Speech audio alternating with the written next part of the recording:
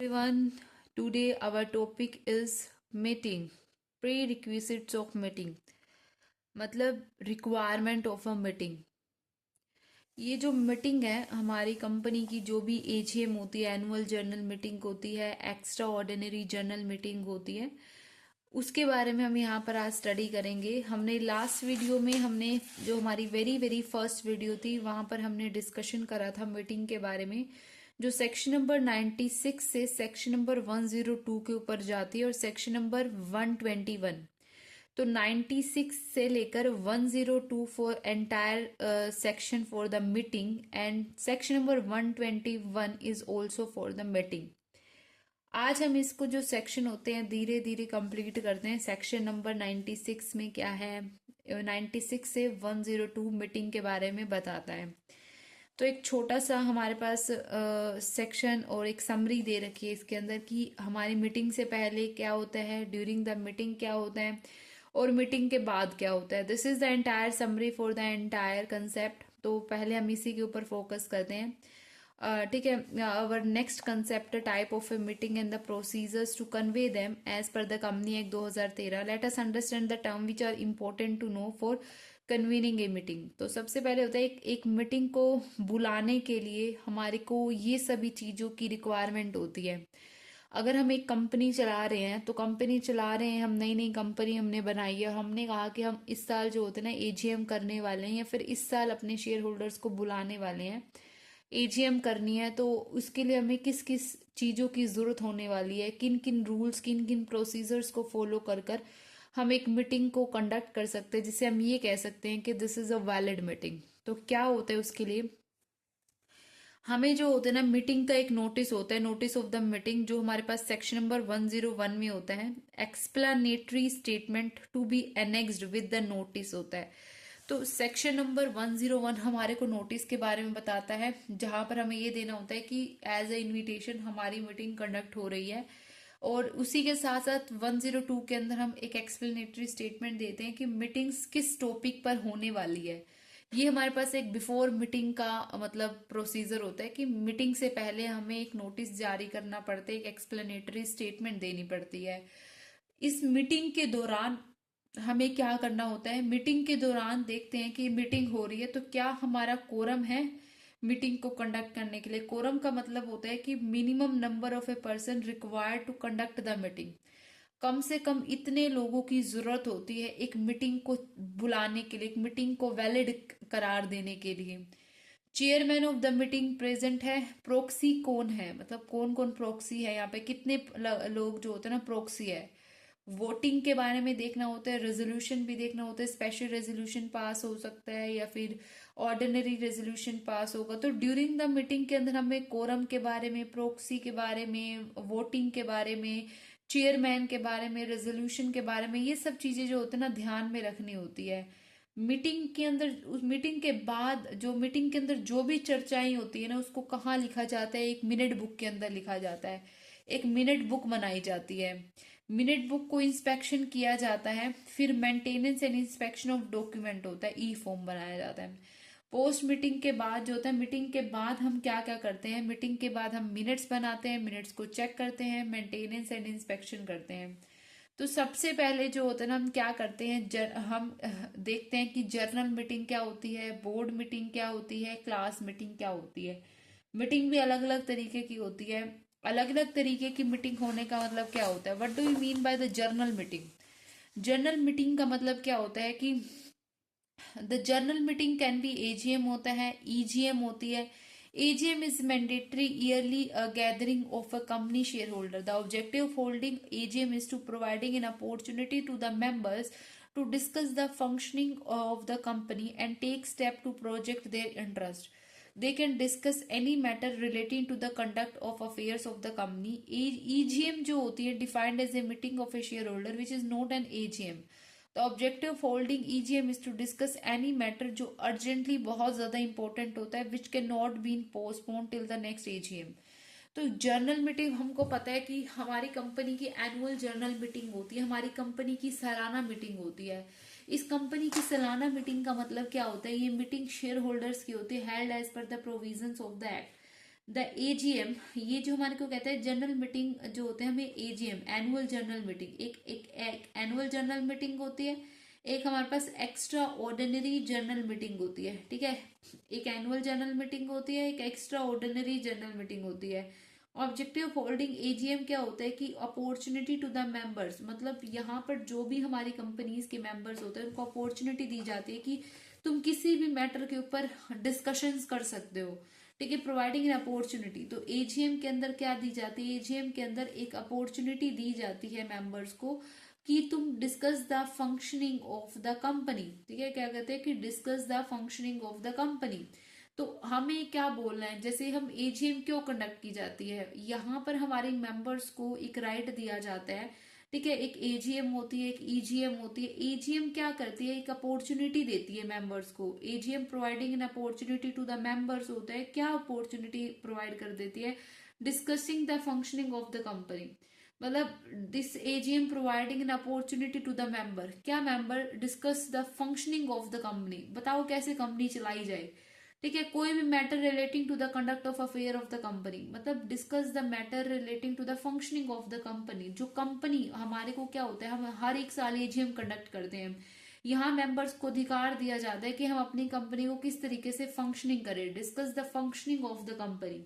उसके लिए हम क्या करते हैं, एजीएम बुलाते हैं। एजीएम और ईजीएम में क्या डिफरेंस होता है, एजीएम ईजीएम तब बुलाई जाती है, एक्स्ट्रा ऑर्डिनरी जनरल मीटिंग तब बुलाई जाती है जब हमारे पास कोई अर्जेंट मैटर होता है और उस अर्जेंट मैटर को हम मतलब जो आने वाली मीटिंग तक नहीं रोक सकते, पोस्टपोन नहीं कर सकते till the next annual general meeting.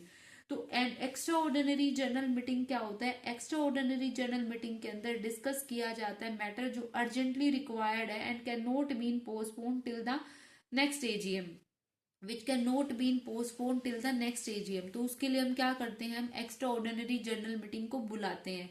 तो एजीएम के अंदर हमारे पास क्या होता है, एनुअल जनरल मीटिंग होती है। इस एनुअल जनरल मीटिंग के अंदर हम क्या करते हैं, एनुअल जनरल मीटिंग के अंदर discussing the functioning of the company, भाई हम कंपनी कैसे चलाएं, discuss the functioning of the company, company किस तरीके से चलेगी, उसके फंक्शनिंग के बारे में यहाँ पर एजीएम में डिस्कस किया जाता है हर एक मेंबर के साथ। उसके बाद हम ईजीएम क्या होता है, ईजीएम का मतलब होता है एक्स्ट्रा ऑर्डिनरी जनरल मीटिंग।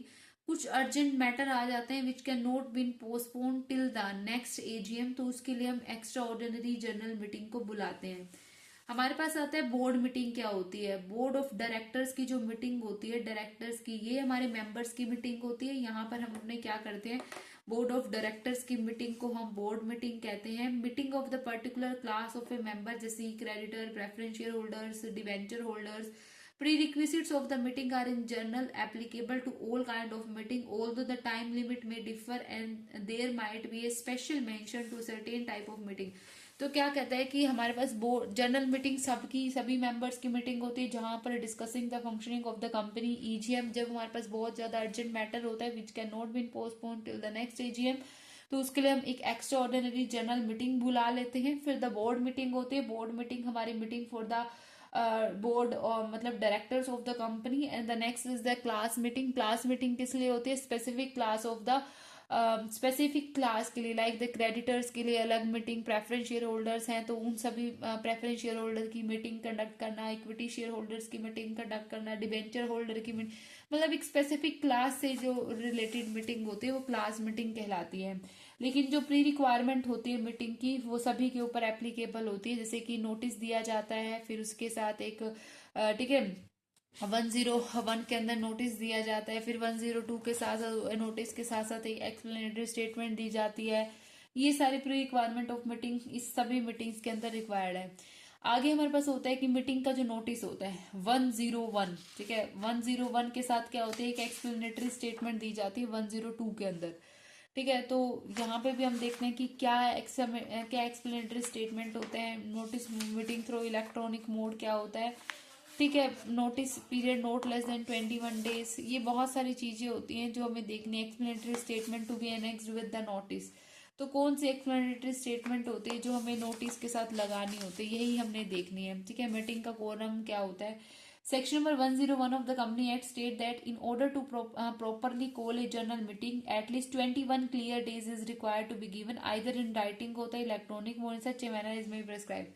तो 21 क्लियर डेज जो होते हैं ना, नोटिस ऑफ एटलीस्ट, कहते हैं कि प्रॉपरली कॉल मीटिंग क्या होती है, at least 21 clear days is required, notice दिया जाना चाहिए। ठीक है। कंपनी एक 2013 कहते हैं in order to properly call, अगर हम एक जनरल मीटिंग को बुलाते हैं, properly call a general meeting, एक जनरल मीटिंग को बुलाने के लिए जो होता है ना 21 क्लियर डेज पहले नोटिस देना चाहिए, prior to the 21 clear days. ठीक है। आइदर इन राइटिंग, चाहे वो राइटिंग में दें, चाहे हम जो होता है ना थ्रू इलेक्ट्रॉनिक मोड में दें, in any other manner.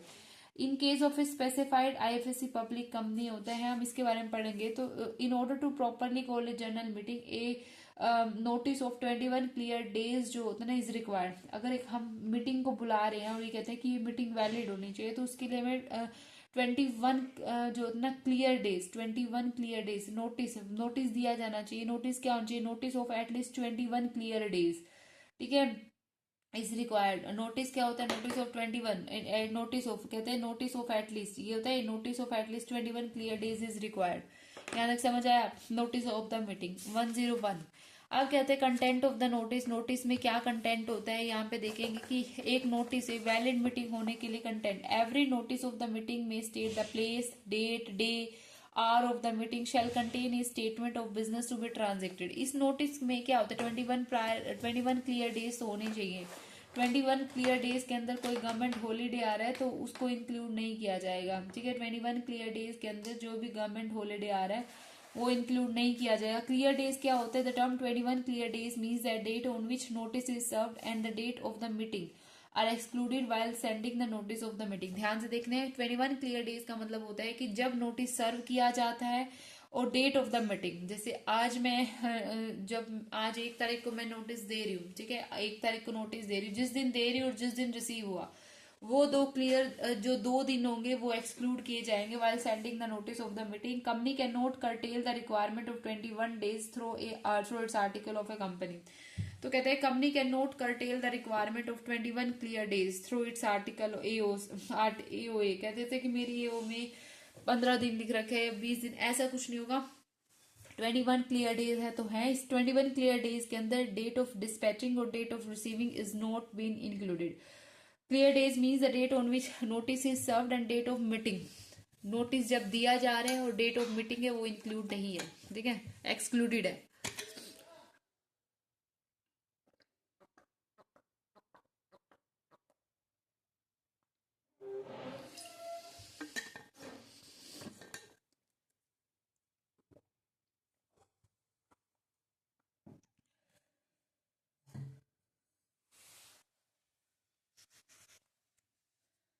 21 clear days means the date on which notice is served and the date of meeting are excluded while sending the notice. A company cannot curtail the requirement of 21 days. ठीक है।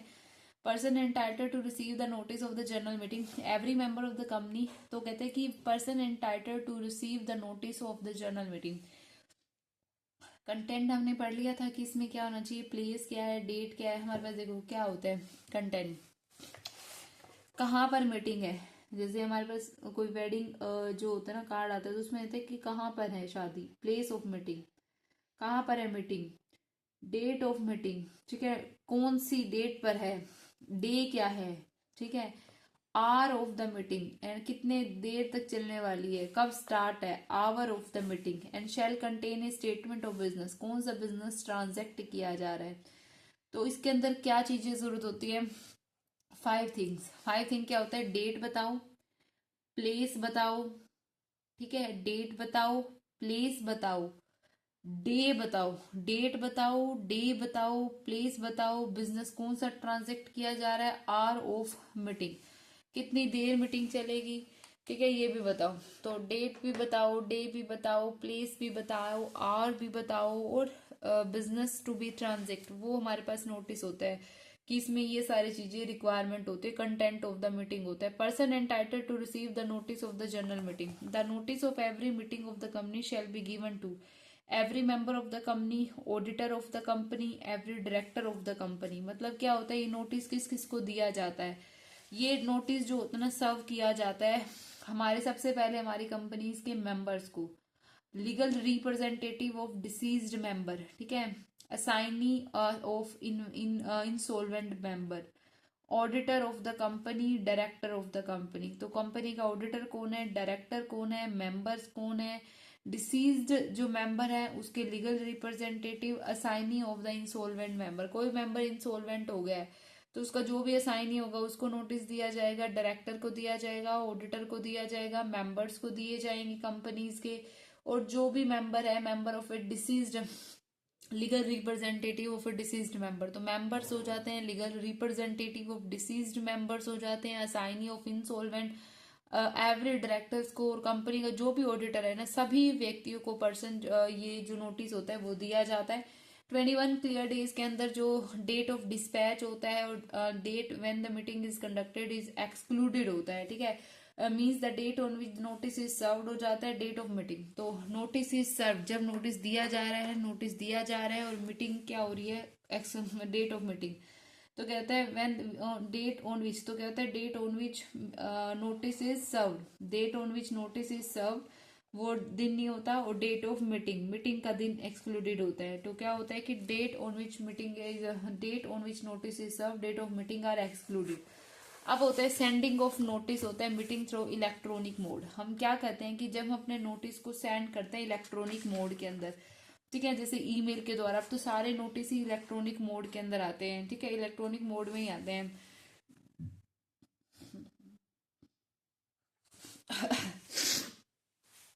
इसमें क्या होता है, sending of notice through electronic mode has been statutory recognised. It is permitted for a company to give a notice through electronic mode. Electronic mode का मतलब क्या होता है, communication sent by the company, जो भी हमारे पास जो भी कम्युनिकेशन भेजनी है कंपनी को, वो कैसे भेजती है, authorised and secured computer program, ठीक है। तो एक्सप्रेशन इलेक्ट्रॉनिक का मोड का मतलब होता है कि through authorised and secured program which is capable of producing the confirmation keeping record of such communication, ठीक है। ए नोटिस में भी सेंड थ्रू ईमेल, तो एक नोटिस को ईमेल पे भी भेजा जाता है, नोटिस में भी सेंड थ्रू द ईमेल हो जाता है। ए नोटिस को कहाँ भेजा जाता है, ईमेल थ्रू द ईमेल भेजा जाता है। टेक्स्ट एज एन अटैचमेंट होता है, as a notification providing electronic link होता है, यूनिफॉर्म रिसोर्स लोकेशन होता है। तो यहाँ पर हम अपने क्या करते हैं, नोटिस को भेजते हैं, नोटिस को क्या करते हैं इलेक्ट्रॉनिक मोड में भेजा जाता है, authorise and secure computer program which is capable of producing the confirmation and keeping record for such communication. मतलब इलेक्ट्रॉनिक मोड में हम क्या करते हैं, नोटिस को भेजते हैं, sending of notice through the electronic mode, electronic mode से भी अपने नोटिस को भेजते हैं। बट इलेक्ट्रॉनिक मोड क्या होना चाहिए, सिक्योर्ड होना चाहिए और ऑथोराइज होना चाहिए, authorise and secured computer program होना चाहिए। एक नोटिस को हम ईमेल से ही भेज सकते हैं, एज ए टेक्स्ट भेज सकते हैं, अटैचमेंट टू द ईमेल भेज सकते हैं, इलेक्ट्रॉनिक लिंक भेज सकते हैं, यूआरएल भेज सकते हैं। तो एक नोटिस को जो होते हैं ना सेंड किया जा सकता है, a notice is send through the email, email के दौरान ईमेल के थ्रू भी हम एक नोटिस को भेज सकते हैं। Through the use of email हम अपने एक नोटिस को भेज सकते हैं, जैसे कि एज ए ईमेल, ठीक है, ईमेल से भेज सकते हैं, यूआरएल से भेज सकते हैं, या फिर एक अटैचमेंट विद द ईमेल हो जाता है। तो इससे हम अपने नोटिस को भेज सकते हैं through authorise and secure computer program. The email shall be address to the person entitled to receive such email as per the record of the company provided by the depository. The subject line in email shall state the name of the company। जो subject line होगी, subject line क्या होगी, company का नाम, name of the company, notice of type of meeting, मतलब company का नाम क्या है, टाइप ऑफ मीटिंग कौन सी है, जनरल मीटिंग है, एक्स्ट्राऑर्डिनरी जनरल मीटिंग है, क्लास मीटिंग है, प्लेस क्या है, डेट क्या है, ठीक है, which the meeting is schedule. तो हमारे जो सब्जेक्ट होगा उसमें क्या होगा, कंपनी का नाम होगा, कि प्लेस ऑफ मीटिंग क्या होगा, डेट ऑफ मीटिंग क्या होगा, और साथ ही साथ जो होता है टाइप ऑफ मीटिंग क्या। If notice is sent in a form of a non editable attachment to the email, such attachment shall be in a portable document format, portable document format, और इन ए नॉन जो होता है ना editable format, together with a link और instructions, ठीक है। The company obligation shall be satisfied when it transmits the email, and the company shall not be held responsible for failure in transmission beyond its control. If the member entitled to receive notice fail to providing or update relevant email address to the company or the depository participant, as the case may be, the company shall not in default for not delivering the notice. The company may send email through in-house facility or in registrar and transfer agent authorized by the third party. Notice shall be placed simultaneously on a website of the company, if any, and a website as may be notified by the CG. इसमें क्या कह रखा है? इसमें क्या रहेगा कि जब हम एक कंपनी जो होती है ना नोटिस को सेंड करती है थ्रू द इलेक्ट्रॉनिक मोड में सेंड करती है, तो वो एक ऑथराइज कंप्यूटर प्रोग्राम होना चाहिए, वो एक सिक्योर कंप्यूटर प्रोग्राम होना चाहिए।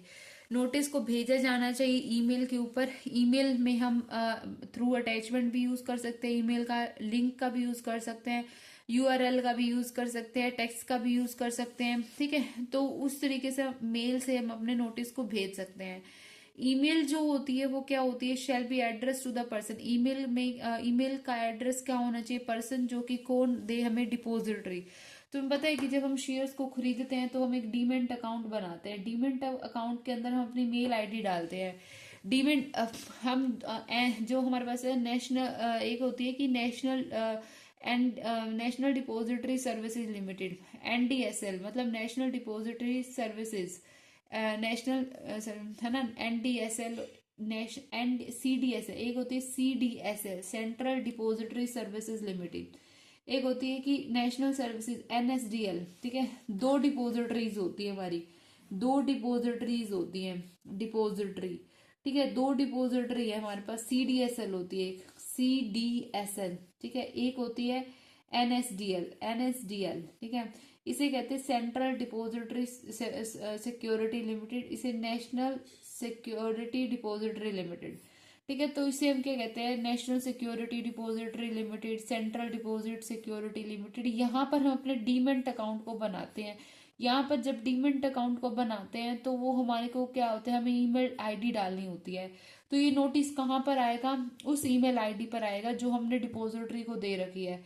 ये नोटिस के अंदर जो हमारा सब्जेक्ट होगा, कंपनी का नाम होगा, place of the meeting, date of the meeting, जो कौन सी टाइप ऑफ मीटिंग कौन सी है, वो सारी चीजें इस सब्जेक्ट में होगी। अगर नोटिस को जो होता है ना वो क्या होता है, in the form non editable attachment, ठीक है। Email such attachment shall be in a portable document form, मतलब जब हम डॉक्यूमेंट भेजे तो वो क्या होता है, नॉन एडिटेबल होना चाहिए, वो डॉक्यूमेंट एडिट नहीं होना चाहिए, एडिट कोई पर्सन एडिट ना कर सके उसको।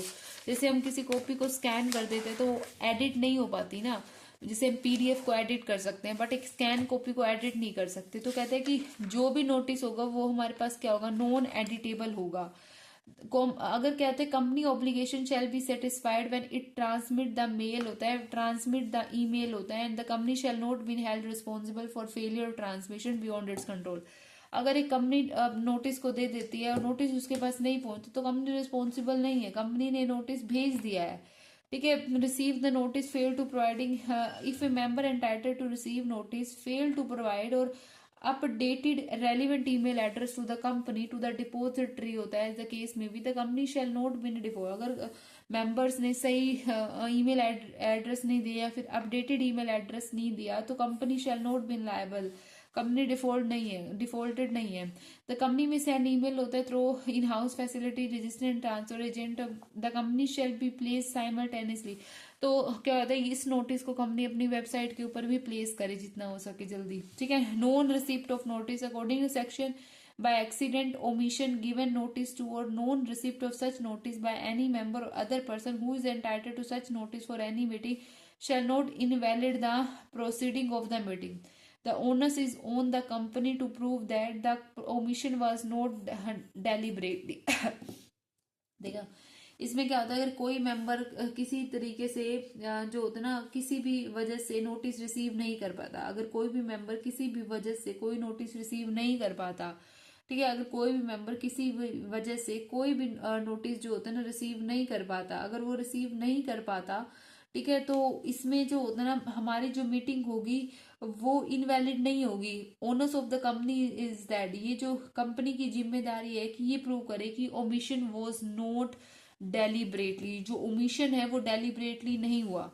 एक्सीडेंट ओमिशन हो जाता है, ठीक है, नहीं एक्सीडेंट ओमिशन हो जाता है, टू गिव नोटिस होता है, या फिर नोटिस रिसीव नहीं हो पाता, तो ये मीटिंग इससे इनवैलिड नहीं होगी। Owners of the company is that, company के ऊपर ओनर्स जाएगा ये प्रूव करने के लिए कि ओमिशन वाज नॉट डेलिबरेटली। तो ओनर्स क्या होता है, ओनर्स हमारे पास क्या होता है, कंपनी के ऊपर होता है। तो ये क्या होता है कि ये जो ओनर्स होता है on the company to prove that the omission was not dreadful, not deliberately। omission हमारे पास क्या है, deliberately नहीं है। अब देख लेते हैं क्वेश्चन आगे। क्वेश्चन से हमें क्या बता रहा है, short notice of less than 21 days, ठीक है।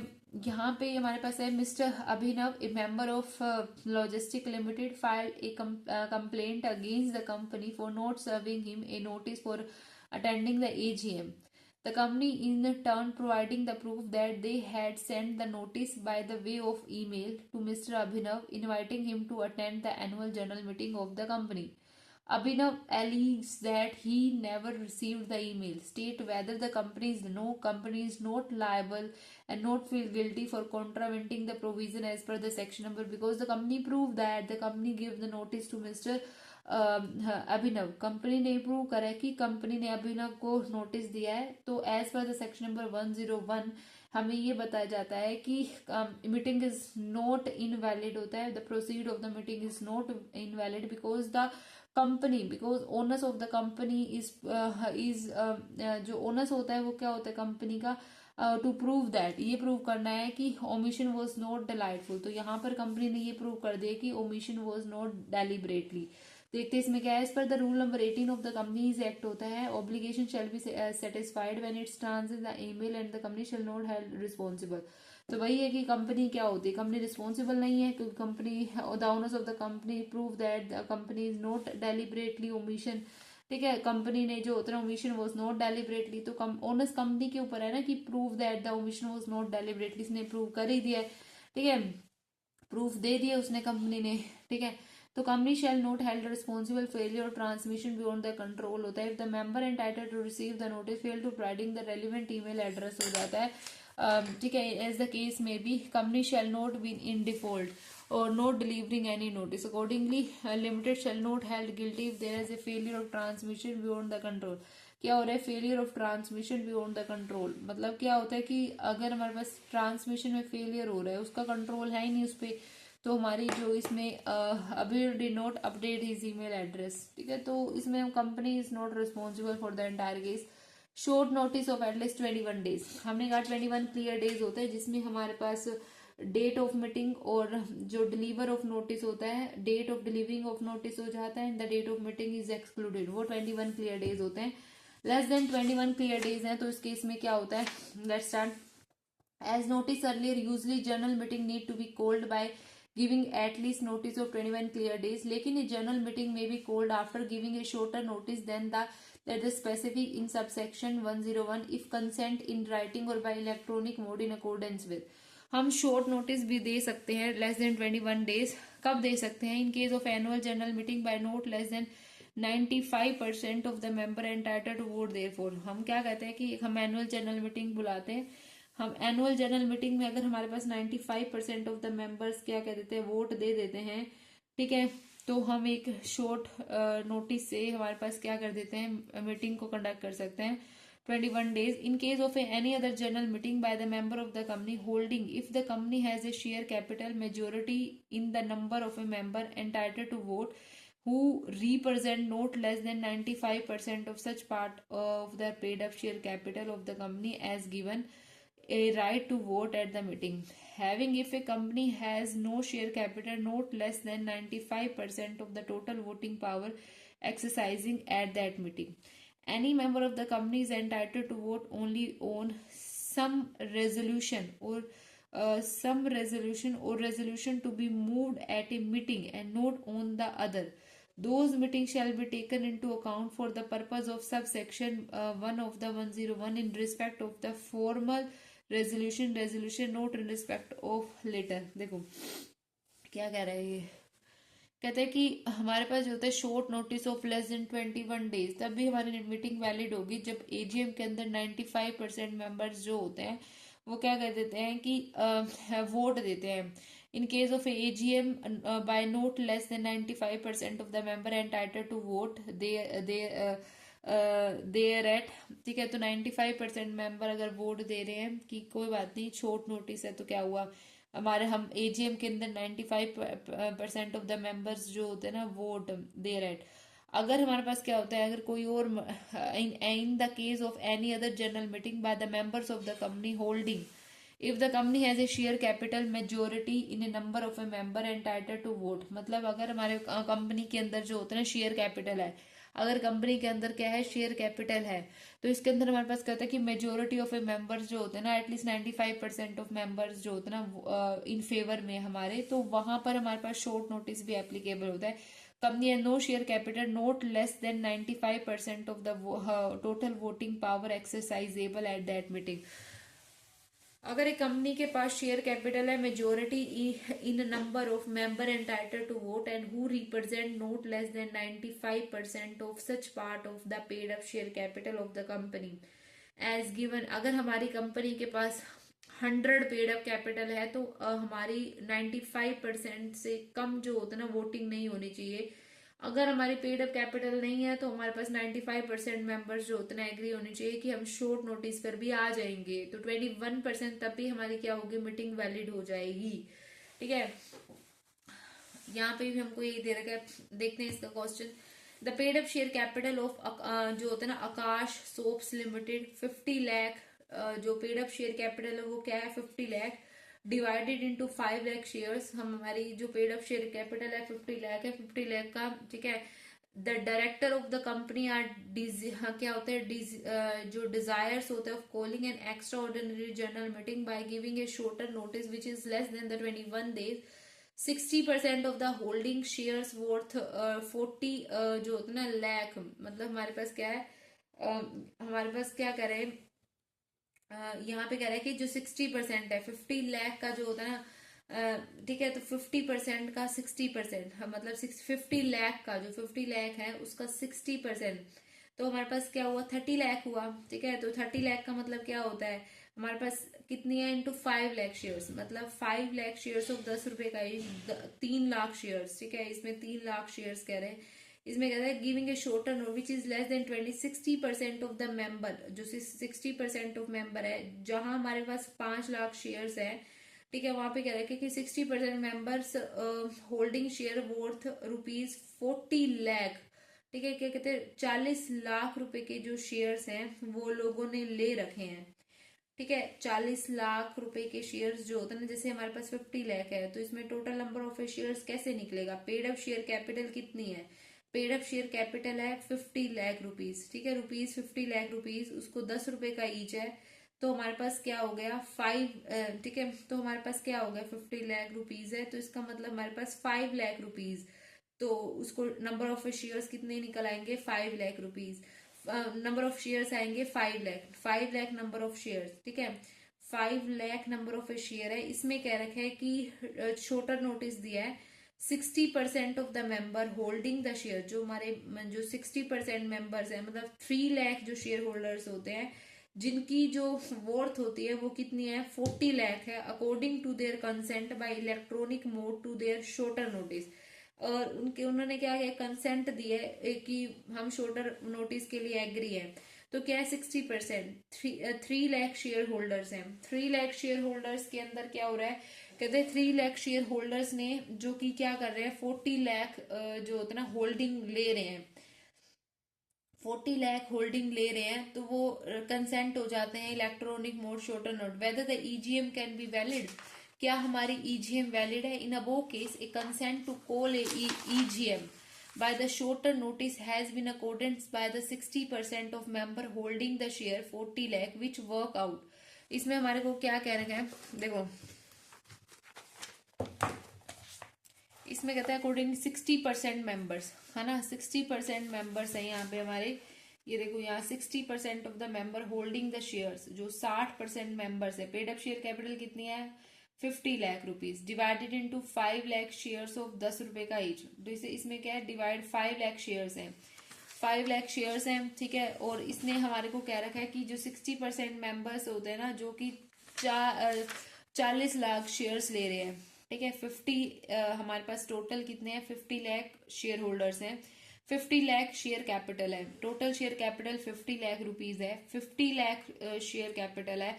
तो 50 लाख का जो हमारा 95% होता है वो होता है 45 लाख। ठीक है, लेकिन इसने क्या कहा है, इसने कहा है कि 40 लाख टोटल जो होता है ना, 40 लाख रुपीज उन शेयर होल्डर्स ने होल्ड कर रखे हैं। ठीक है, अगर हमारे पास शेयर कैपिटल होती है, अगर किसी भी शेयर होल्डर्स के पास अगर कंपनी शेयर कैपिटल वाली है, तो एटलीस्ट 95% जो होते हैं ना, उसका क्या होता है, 95% जो टोटल कैपिटल में से अगर हमारे पास 95% ऑफ ए कैपिटल कंसेंट दे रही है, तब हम एक ईजीएम को जो होता है ना कंसेंट के लिए, वो क्या होती है, वैलिड होती है, मीटिंग वैलिड हो जाएगी।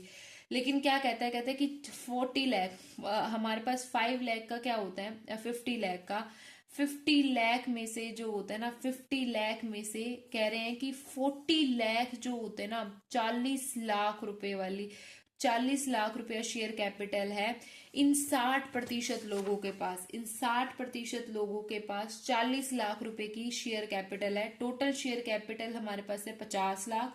60% शेयर होल्डर्स के पास 40 लाख रुपए की जो होती है ना शेयर कैपिटल है। मीटिंग को वैलिड होने के लिए 21 क्लियर डेज से अगर हम शॉर्ट नोटिस दे रहे हैं, तो 95% जो होते हैं ना, हमारे को क्या चाहिए होती है, कंसेंट चाहिए होती है। मतलब हमारे पास 50 लाख रुपए का जो 95% करते हैं, तो वो कितना आता है, ठीक है, 95। मतलब हमारे पास क्या क्या रखे कि जो 50 लाख है, 50 लाख डिवाइडेड इंटू 5, अगर हमारे पास 50 लाख है तो उसका 95% कितना आता है, हमारे पास आता है आई गेस कि 45 आएगा, 45 लाख रुपीज। ठीक है, तो 45 आएगा अप्रोक्स। ठीक है, तो 45 लाख रुपीज अप्रोक्स ऐसे ही आएगा 90। ठीक है, तो 45 40 मतलब ऐसे ही कुछ आएगा, 45 देख लेते हैं, 47,50,000 रुपीज इतना मतलब आएगा इसका, जब हम करते हैं 50 लाख, 50 लाख डिवाइडेड इंटू 5। ठीक है, तो 50 लाख का जो होता है ना, 50 लाख का अगर हम 95% करते हैं, 50 लाख का 95% करते हैं, तो हमारे पास कितना होता है, 4750। ठीक है, तो इसका मतलब हमारे पास होगा 47,50,000 रुपीज।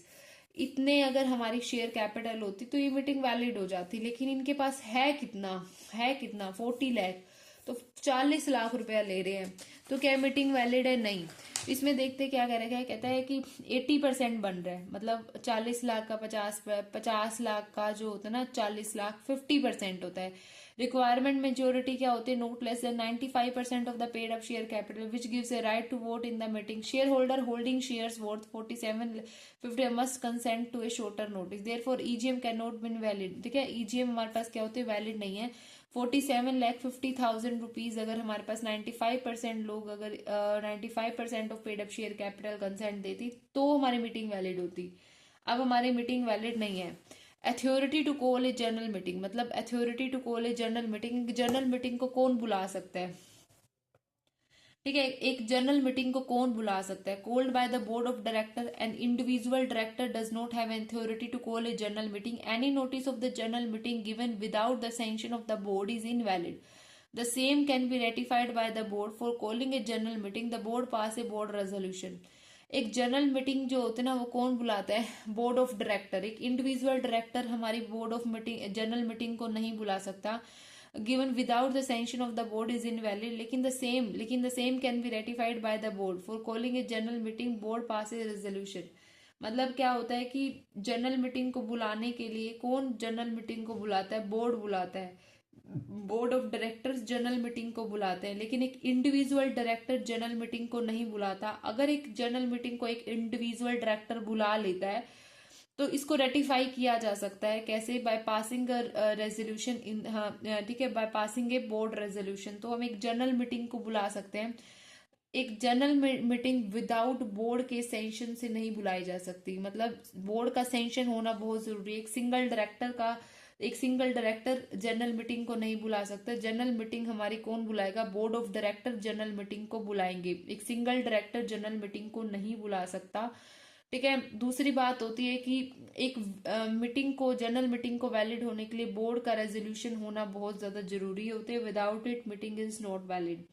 ठीक है, board pass a board resolution. ठीक है, तो authority to call a general meeting क्या होती है, बोर्ड ऑफ डायरेक्टर जो होते हैं ना, वो क्या कहते हैं कि जनरल मीटिंग को बुला सकते हैं। अब बात आ जाती है, जैसे हमने पढ़ा कि नोटिस 101। अब आती है हमारे पास एक्सप्लेनेटरी स्टेटमेंट होती है जो 102 के अंदर आती है।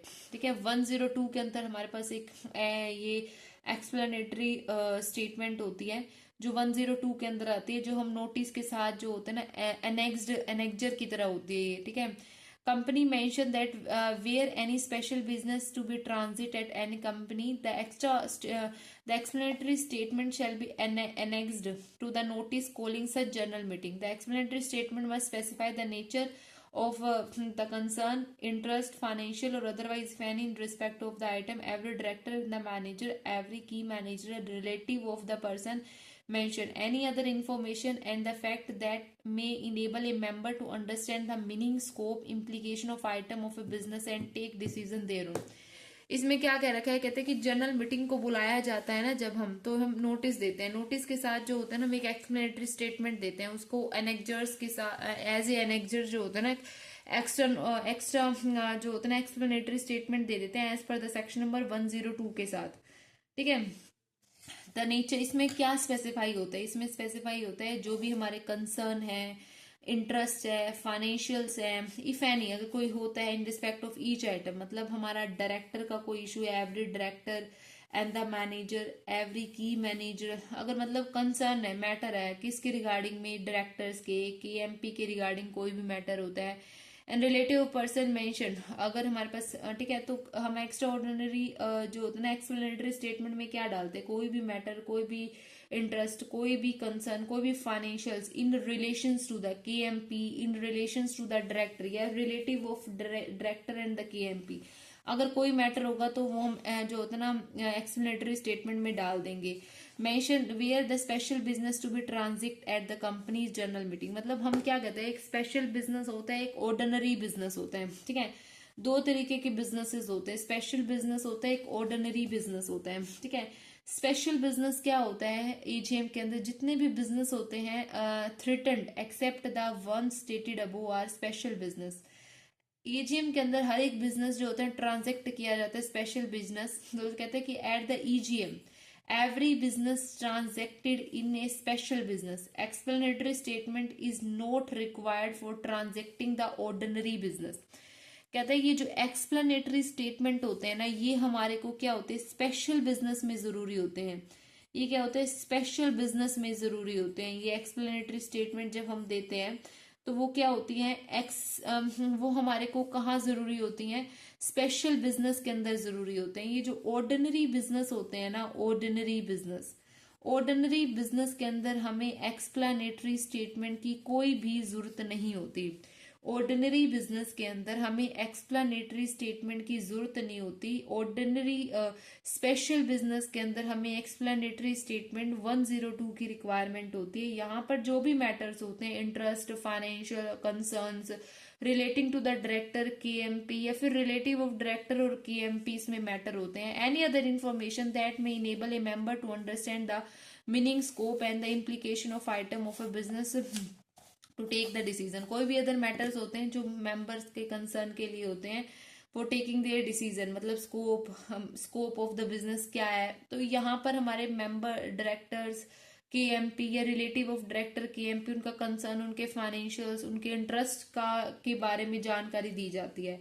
ऑर्डिनरी बिजनेस होता है, एक स्पेशल बिजनेस होता है। ठीक है, कंपनीज के set out two type of a business चलाती है। स्पेशल बिजनेस के केस में हमें एक्सप्लेनेटरी स्टेटमेंट देने की जरूरत होती है। ऑर्डिनरी बिजनेस के अंदर हमें कोई एक्सप्लेनेशन देने की जरूरत नहीं होती। अब हमारे पास होते हैं कि हमारे पास दो तरीके के जो बिजनेस होते हैं, एक्सप्लेनेटरी बिजनेस और स्पेशल बिजनेस और ऑर्डिनरी बिजनेस। ऑर्डिनरी बिजनेस कौन से होते हैं और स्पेशल बिजनेस कौन से होते हैं, ठीक है, हम ये देखेंगे अभी।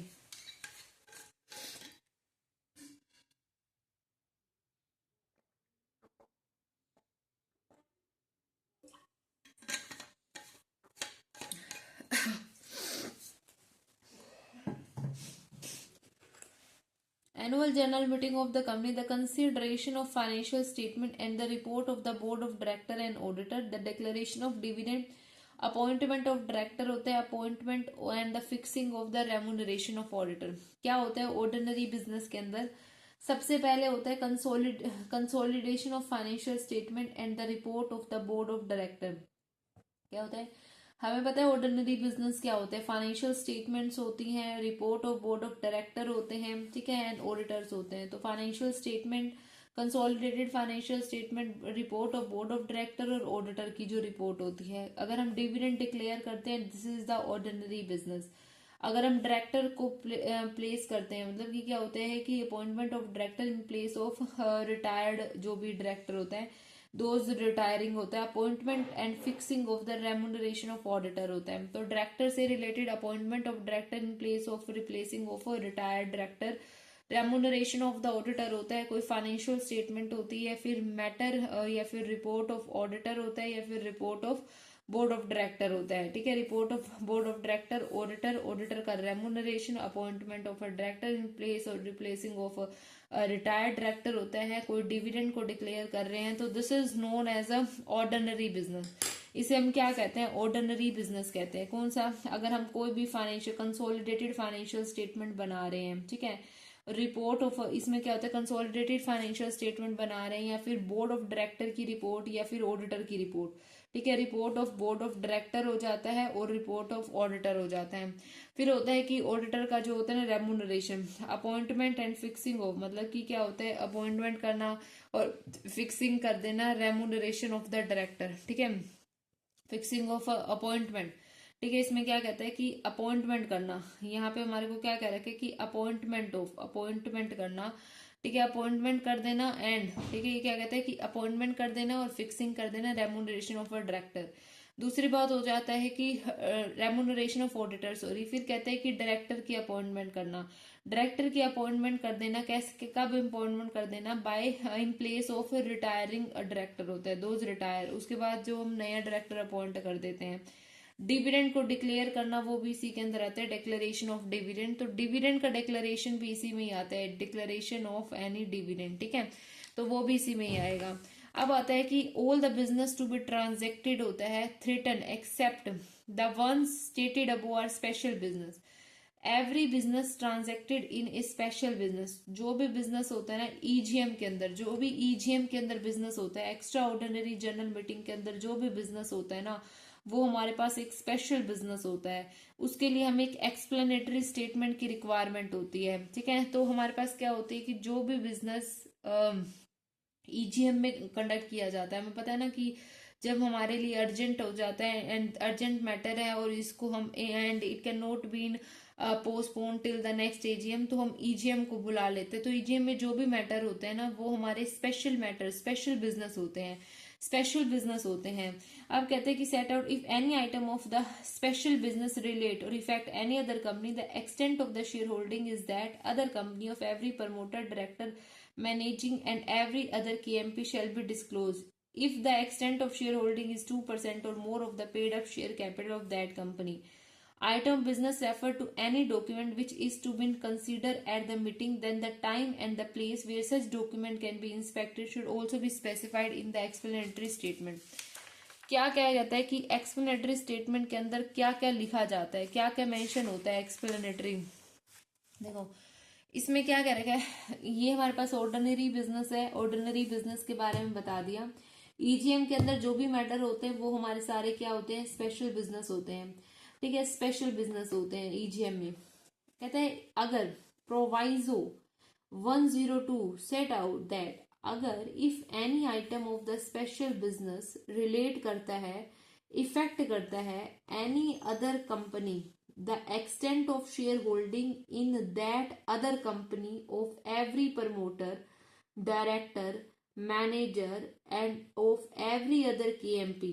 क्या कहता है, if any item of the special, अगर special resolution relates to, effects to any other company, मतलब the extent of shareholding in that other company of every, कहता है कि अगर एक प्रमोटर की, अगर एक डायरेक्टर की, मैनेजर की और every other KMP shall be disclosed if the extent of shareholding is 2% or more of the paid up share capital of that other company। क्या कहता है, अगर अगर हमारा प्रमोटर, डायरेक्टर, KMP किसी दूसरी कंपनी के अंदर शेयर होल्डिंग का 2% या उससे ज्यादा लेकर बैठा हुआ है, ठीक है, if the extent of share holding is 2% और more paid up share capital of that company. तो कहता है if any item of the special business relates to, अगर कोई भी आइटम जो स्पेशल बिजनेस से रिलेट करती है और इफेक्ट करती है any other company, the extent of share holding in that other company, मतलब कहता है कि शेयर होल्डिंग जो होती है ना, share holding in other company, share holding in that other company of every promoter, प्रत्येक प्रमोटर की, प्रत्येक डायरेक्टर की या फिर किसी भी मैनेजर की शेयर होल्डिंग दूसरी कंपनी में 2% से ज्यादा है, शेयर होल्डिंग कर रही है, शेयर होल्ड कर रहा है इन अदर कंट्री हो जा इन अदर कंपनी हो जाता है, if the extent of holding, ठीक है, शेयर होल्डिंग इज 2% और more of the paid up share capital, ठीक है, पेड अप शेयर कैपिटल। तो कहते हैं share holding in other company क्या होती है, if the share holding in another company जो होती है ना 2% और more of the paid up share capital, तो उसे डिस्क्लोज करेंगे। In case any item of the business refers to any document which is to be considered at the meeting, then the time and the place where such document can be inspected should also be specified in the explanatory statement। क्या होता है explanatory statement के अंदर, अगर कोई भी काम है जो बिजनेस का कोई भी item refer to any document which is to be considered at the meeting, then the time and the place where such document can be inspected should also be specified in the meeting. क्या कहता है इसमें, कहता है कि any document which is to be consider at the meeting, कोई भी document जो हम मीटिंग के दौरान कंसीडर कर रहे हैं, then the time and the place where such document can be inspected, कब ये डॉक्यूमेंट इंस्पेक्ट किया जा सकता है, should be specified in the explanatory statement. Is important नहीं है। इफेक्ट ऑफ नॉन डिस्क्लोजर, अगर हम क्या करते हैं insufficient disclosure and explanatory statement, if as a result of non disclosures या insufficient disclosure in the explanatory statement any benefit occur to a promoter, director, KMP or any relative, such person shall hold such benefit for a company and shall without prejudice or any other action being taken against him under this act or under any other law for time being liable to compensate the company to the extent of benefit received by them। कहते हैं कि अगर हमने कोई भी जो effect होती है, अगर हमने कोई भी डिस्क्लोजर नहीं करा, नॉन डिस्क्लोजर्स होते हैं, कुछ ऐसी चीजों को डिस्क्लोज नहीं करा जो कि केएमपी, डायरेक्टर, प्रमोटर को बेनिफिट दे रही हैं, ऐसी चीजें हमने डिस्क्लोज नहीं करी, वो चीजें जिसकी वजह से वो चीजें डिस्क्लोज नहीं करी वो चीजें डिस्क्लोज नहीं करी या फिर इन चीजों को डिस्क्लोज ना करने से, ठीक है, इन चीजों को डिस्क्लोज ना करने से अगर प्रमोटर, डायरेक्टर्स को फायदा हो रहा है ना, तो इसमें क्या होता है, तो जितने एक्सटेंट तक प्रमोटर, डायरेक्टर को फायदा हुआ है उस एक्सटेंट तक ये जो प्रमोटर, डायरेक्टर होता है liable to compensate the company होता है, ठीक है। तो if as result of non disclosure होता है, अगर नॉन डिस्क्लोजर से कोई भी बेनिफिट हो रहा है हमारे प्रमोटर को, कहते हैं if as a result of, ये क्या होता है कि अगर हमने कुछ चीजें डिस्क्लोज नहीं करी है, if as a result of non disclosures, अगर हमने कोई चीज ऐसे, if as a result of non disclosure, अगर हमने डिस्क्लोजर नहीं करी है, और इनसफिशिएंट डिस्क्लोजर होता है, अगर हमने डिस्क्लोजर नहीं करा है, if as a result of disclosure, if as a result of non disclosure, अगर हमने कोई भी डिस्क्लोज नहीं करा है, ठीक है, if as a result of non disclosure होता है और नॉन डिस्क्लोजर से कोई भी बेनिफिट हमारे प्रमोटर, डायरेक्टर, शेयर होल्डर को होता है, तो promoter, director, share holder is liable होते हैं to compensate the company to the extent the benefit he is receive, is liable to compensate the company हो जाता है to the extent the benefit received by him. तो as non disclosure, insufficient disclosure, any benefit accrue to the promoter, ठीक है, non disclosure of non disclosure या insufficient disclosure, क्या कहते हैं कि अगर हमारा डिस्क्लोजर, ठीक है, क्या कहता है डिस्क्लोजर क्या है, नॉन डिस्क्लोजर, अगर हमने नॉन डिस्क्लोजर करा है, अगर हमने इनसफिशिएंट डिस्क्लोजर करा है, इनसफिशिएंट डिस्क्लोजर करा है, ठीक है, अगर डिस्क्लोजर करा है, डिस्क्लोजर हमने नॉन डिस्क्लोजर करा है या फिर इनसफिशिएंट डिस्क्लोजर करा है, और इनकी वजह से इससे हमारे पास क्या होता है कि अगर इनकी वजह से any benefit accrue to the, any benefit accrue to the, अगर कोई भी बेनिफिट, एनी बेनिफिट, कोई भी बेनिफिट हुआ है किसको, किसको बेनिफिट हुआ है, एनी बेनिफिट अक्कर टू, हमारे शेयर होल्डर्स को, हमारे प्रमोटर्स को, हमारे डायरेक्टर्स को। तो ये जो शेयर होल्डर, प्रमोटर, डायरेक्टर होते हैं, लाइबल हो जाते हैं to compensate to the company होता है, to the extent he get the benefit होता है, तो वो क्या होता है, लाइबल हो जाएंगे। तो अगर हमने नॉन डिस्क्लोजर करा है, इनसफिशिएंट डिस्क्लोजर करा है, इन नॉन डिस्क्लोजर से या फिर इनसफिशिएंट डिस्क्लोजर से अगर कोई बेनिफिट अक्कर होता है हमारे प्रमोटर, शेयर होल्डर, डायरेक्टर्स को, तो दे ऑल आर लाइबल होता है टू द एक्सटेंट होता है, liable to the compensate to the company होता है, तो ये liable to the extent he got the benefit received by them, तो लाइबल टू कंपनसेट होता है to the extent of benefit received by him, ठीक है। तो कितने एक्सटेंट तक, जितना उसे उस पर बेनिफिट हुआ है।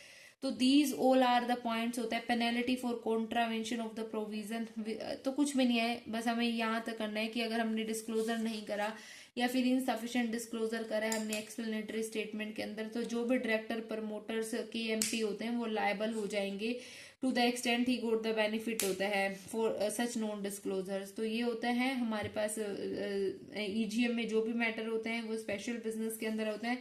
ऑर्डिनरी बिजनेस के अंदर हमारे पास कंसोलिडेटेड फाइनेंशियल स्टेटमेंट जो भी बनाते हैं हम, जो भी ऑर्डर हमारा बोर्ड पास करता है, जो ऑडिटर पास करता है, अपॉइंटमेंट ऑफ ऑडिटर होता है, ऑडिटर का रेमुनरेशन होता है, डायरेक्टर का appointment by replacing the retiring director, dividend को डिक्लेयर करना, दिस इज ऑल ना ऑर्डिनरी बिजनेस, ये हमारे ऑर्डिनरी बिजनेस होते हैं।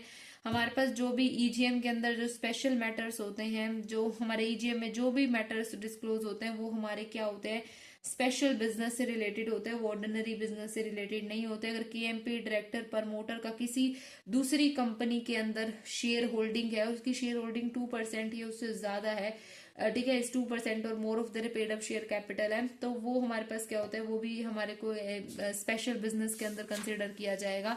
अगर कोई ऐसा मैटर है जो डिस्क्लोज नहीं करा है और इस डिस्क्लोज ना करने से हमारे प्रमोटर, डायरेक्टर को बहुत ज्यादा फायदा हो रहा है, तो उसको भी तो promoter, director become liable to the extent होता है he got the benefit for such non disclosures.